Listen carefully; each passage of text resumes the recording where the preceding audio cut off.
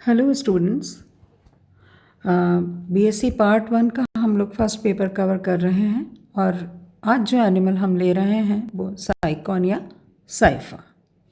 जैसा कि हम जानते हैं साइकॉन संघ पोरिफेरा का जंतु है। ये एक मल्टीसेलुलर जंतुओं का संघ है और अत्यंत पुरातन है। शब्द पोरिफेरा का मतलब क्या होता है? पोर बियरिंग, पोर यानी कि छिद्र, तो छिद्रयुक्त। तो इस संघ में जो भी जंतु हैं वो उनके शरीर पे छिद्र होते हैं जिन्हें अपन ऑस्टिया कहते हैं, जिनसे जल अंदर प्रवेश करता है। और एक बड़ा छिद्र होता है जिसके माध्यम से जलधारा बाहर निकलती है, उसे हम ऑस्क्यूलम कहते हैं।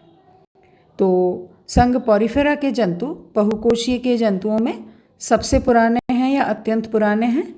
इनका उद्भव लगभग 60 करोड़ साल पहले प्री कैम्ब्रियन काल में हुआ। यहाँ हम अध्ययन कर रहे हैं साइकॉन या साइफा का। तो इसका जो वर्गीकरण है उसको हम देखते हैं तो ये एनिमल किंगडम का जंतु है। उपजगत इसका मेटाजोआ या बहुकोशिकीय जंतु है। ब्रांच इसकी पैराजोआ है। पैराजोआ में अंग या ऊतक विकसित नहीं होते।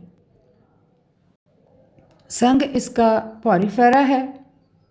पोरिफेरा के सदस्य जो हैं वो समसमित या असमित स्थानबद्ध जंतु होते हैं। जैसा कि मैं बता चुकी हूँ, इनके शरीर पर असंख्य ओस्टिया होते हैं। जल संवहन के लिए इनमें नाल तंत्र सुविकसित पाया जाता है। और इनका वर्ग है साइकॉन का कैलकेरिया या कैल्सीस्पॉन्जिया, यानी कि इनमें अंतःकंकाल कैल्शियम कार्बोनेट से बने हुए स्पिक्यूल्स या कंटिकाओं से बना होता है। आम भाषा में इन्हें चौक स्पंज कहते हैं। और नाल तंत्र जो है इस वर्ग के सदस्यों में वो एस्केनॉइड प्रकार का, साइकेनॉइड प्रकार का एवं ल्यूकेनॉइड प्रकार का, तीनों में से कोई सा भी होता है। इस वर्ग के सदस्य छोटे आकार के होते हैं। साइकॉन का जो ऑर्डर है वो है हिट्रोसीला। इनमें साइकेनॉइड या ल्यूकेनॉइड टाइप का नाल तंत्र मिलता है। जीनस साइकॉन है और स्पीशीज जो हम देख रहे हैं वो कोरोनेटा है। तो ये था इसका वर्गीकरण कि इसके क्या क्या बेसिक कैरेक्टर्स हैं जिनके आधार पे इसको वर्गीकृत किया गया है। अब आता है इसका स्वभाव एवं वास, हैबिट एंड हैबिटेट। साइकॉन एक स्थानबद्ध ससाइल स्पंज है जो किसी आधार पर चिपका रहता है समुद्र में, चाहे ये समुद्री चट्टानें हों, और इसकी लंबाई जो है वो 1 इंच तक होती है। कोलोनियल है, अनेक प्रजातियां होती हैं। यहाँ हम बात कर रहे हैं इसकी जो प्रजाति है वो है साइकॉन कोरोनेटा की। चित्र में जैसे आपको दिख रहा है पूर्ण जंतु दिखाई दे रहा है ए चित्र में, और बी चित्र में इसका एक कार्ड दिख रहा है जिसमें इसकी आंतरिक संरचना जो है हमें बहुत स्पष्ट रूप से दिखाई पड़ रही है। साइकॉन की आकृति जो है वो कलश के समान या व्यास के समान होती है, फूलदान के समान होती है। एकल होता है, कभी कभी एकल होता है और अधिकांशतः ये निवाही होता है। एक निवह में अनेक जंतु होते हैं जो किसी सबस्ट्रेटम से या आधार से चिपके रहते हैं। इसकी शरीर भित्ति की बाहरी परत को डर्मल एपिथेलियम कहते हैं। ये चपटी कोशिकाओं से बनी होती है जिन्हें पिनेकोसाइट्स कहते हैं, यानी कि शल्क कोशिकाएं या सपाट कोशिकाएं कहते हैं। ये लगातार परत नहीं बनती वरन इस पर कई स्थानों पर पोर्स या छिद्र होते हैं। और छिद्र क्या है, जो कई जगह मतलब कंटिन्यूटी टूटी होती है जिससे छिद्र बन जाते हैं। इन पोर्स को ओस्टिया कहते हैं। जिन स्पॉन्जेस में एस्केनॉइड प्रकार का नाल तंत्र होता है उनमें ये पोर एक विशेष प्रकार की कोशिका पोरोसाइट के बीच स्थित होते हैं, किंतु साइकॉन में ये एक से अधिक कोशिकाओं के मध्य छूटा हुआ स्थान है। और ये इसकी विशेषता है।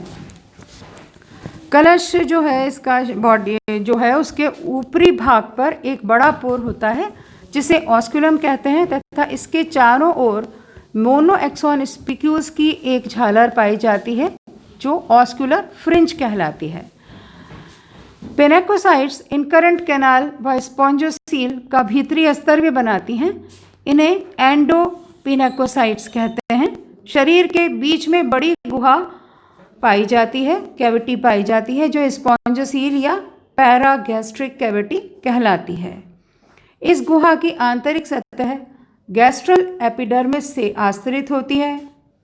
इस अस्तर व डर्मल एपिथेलियम के मध्य जिलेटिन के समान पदार्थ भरा रहता है जिसे मीजोग्लिया या मीजोहाइल की परत कहते हैं।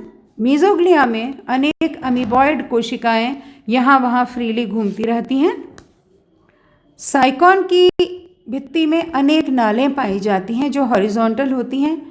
इनमें जो नालें ऑस्कुलम में खुलती हैं उन्हें इनकरेंट कैनाल या अंतर्वाही नाल कहते हैं। ये सीधे स्पॉन्जोसील में नहीं खुलती। इनके एकांतर पर कुछ अन्य क्षैतिज नालें पाई जाती हैं जिन्हें रेडियल कैनाल कहते हैं। रेडियल कैनाल व इनकरेंट कैनाल आपस में एक आगम द्वार प्रोसोपाइल से जुड़े रहते हैं। रेडियल कैनाल एक एपोपाइल अपद्वार द्वारा स्पंजोसील या स्पंज गुहा में खुलती है। रेडियल कैनाल्स या आर्य कैनाल्स विशेष प्रकार की कोशिकाओं से आस्तरित होती हैं जो कॉलर सेल्स या कोइनोसाइट्स कीप कोशिकाएं कहलाती हैं। ये कीप कोशिकाएं वास्तव में फ्लैजेलेटेड होती हैं, कशाभ युक्त होती हैं और जलधारा की दिशा को ये वास्तव में नियंत्रित करती हैं। मीजोग्लिया जिसमें अमीबॉइड कोशिकाएं होती हैं वह प्रोटीनी पदार्थ से बनी होती है। इनमें यदि कोशिकाओं की संख्या कम होती है तो इसे हम कोलेनकाइमा कहते हैं और यदि कोशिकाएं संख्या में ज़्यादा हों तो यही पेरेन्काइमा कहलाती है। इसको हम पेरेन्काइमा कहते हैं। मीजोग्लिया में स्क्लेरोब्लास्ट सेल्स या कंकजन कोशिकाएं भी पाई जाती हैं। ये विशिष्ट प्रकार की अमीबॉइड कोशिकाएं होती हैं जो साइकन में स्पिक्यूल्स या कंटिकाओं का अंतःकंकाल एंडोस्केलेटन स्त्रावित करती हैं। साइकॉन में केवल कैल्शियम कार्बोनेट की बनी कंटिकाएं होती हैं, इसलिए ऐसी स्पिक्यूल्स बनाने वाली कोशिकाएं स्क्लेरोब्लास्ट जो हैं उनको कैल्कोब्लास्ट भी कहते हैं। यानी कि होती है स्क्लेरोब्लास्ट ही हैं लेकिन चूंकि ये कैल्शियम कार्बोनेट का स्त्रावण करके कैल्शियम कार्बोनेट के बने स्पिक्यूल्स निर्मित होते हैं तो इनको हम कैल्कोब्लास्ट कहते हैं। इसके अलावा इनमें कोलिनोसाइट्स यानी संयोजी कोशिकाएं तथा थेसोसाइट्स संचय कोशिकाएं भी होती हैं। कुछ आर्कियोसाइट्स व ग्लैंड सेल्स भी जो हैं वो मीजोग्लिया में पाई जाती हैं। तो इस प्रकार मीजोग्लिया में अलग अलग प्रकार की कोशिकाएं जो हैं उनका समावेश पाया जाता है। तो ये था एक जर्नल अकाउंट साइकॉन का। अब इसका अगला जो भाग है हम इसकी डिटेल्स के नाल तंत्र की वो अगले भाग में करेंगे। थैंक यू, धन्यवाद।